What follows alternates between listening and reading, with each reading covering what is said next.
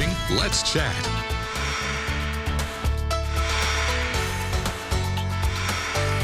Oh, my mouth is watering. It's so good to have in the studio this morning my friend, Chef Andy Cagle, Head Chef Andy Cagle. Thank you so much for coming in. This is beautiful. Thank you. A beautiful summer spread. Thank you. Please introduce yourself. I've known you for a couple years. Yeah. You're a little bit of a celebrity. You've had a really neat resume. Tell me about yourself. Well, I have a company called A&W Events and in catering, because that's what people kind of know me from here.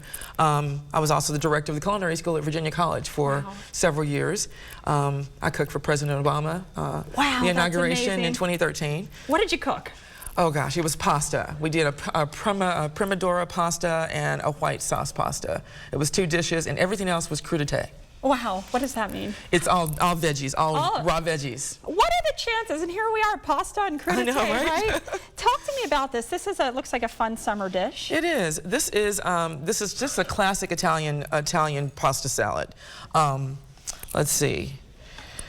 Well, I was going to chop up a little bit of bell pepper, and I heard somebody tell me, or maybe it was you like bell peppers. I love bell peppers. So like I could just like an apple. Well, the nice thing about this salad is, this pasta salad, is that you can put all kinds of fresh vegetables. People are getting, I'm getting all kinds of stuff from people from their gardens right now.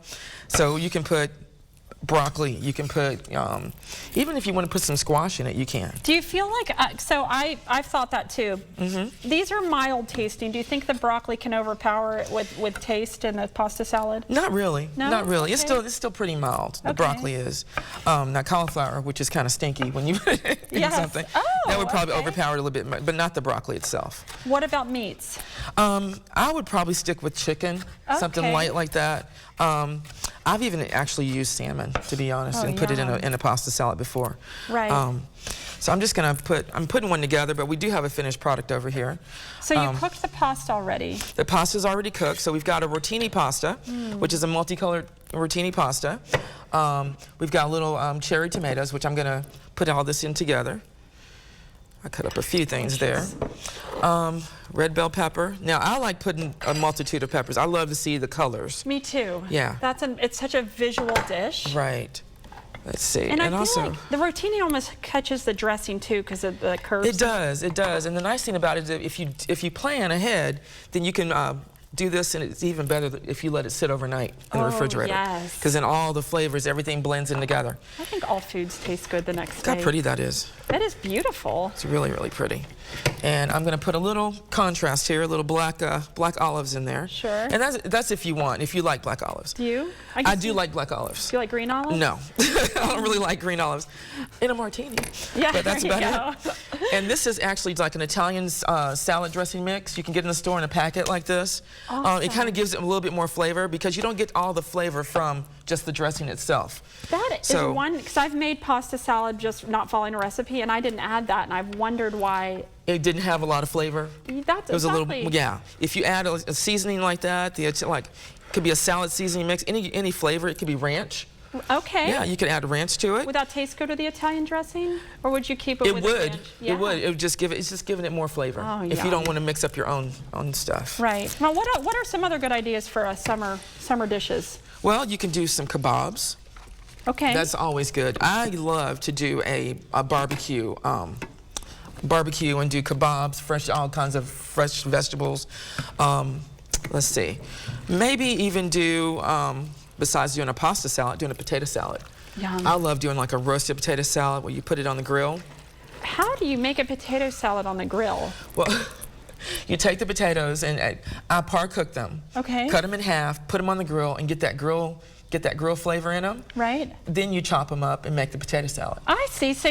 But the roasted taste is what makes it unique. But the roasted taste is what makes it unique. Yes. I see. And then you make it with a mayonnaise, mustard, or do you do more like a vinaigrette? I do like a mayonnaise, and maybe a little bit of Dijon mustard. Yeah. My mouth is watering. I know, right? I told you I was already struggling with that. And don't forget to put some bacon in it. Bacon. Put a little bacon in it. That's even better. Oh my goodness, this is amazing. All right. That's really beautiful. It doesn't have all the ingredients in it, but this is the finished product right here. That took about 3 minutes too, because I know whether they're counting me down. That 3 minutes, a beautiful, healthy, colorful dish. Right.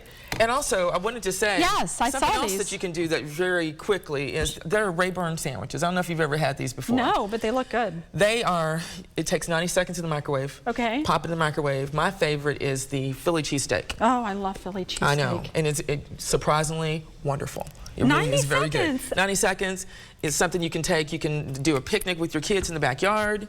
You can do like a camp out with your kids, like maybe throw a tent in the backyard instead of going, you know, traveling someplace to go camping. You can just do it in the backyard. What a great idea. And let them just give us some flashlights, let them go explore in the backyard. Do like a little easy peasy thing with the sandwiches, and then you've got a meal. Now, where can these be bought? Tell me more about Rayburn's. You can get them at the Dollar General store. Okay. And actually, you can get them in bulk at Sam's. Oh, wonderful. Yeah. Love Sam's. Yeah. That is great. So tell me a little bit more how we can learn about you, your catering business, all the wonderful things you do in Rayburn's. Okay. Well, for me, you can look, it's A&W Events and Catering. And that's new for me. It used to be something different, but I decided to go into event planning as well. Right. And all Rayburn's, you can find them on Facebook.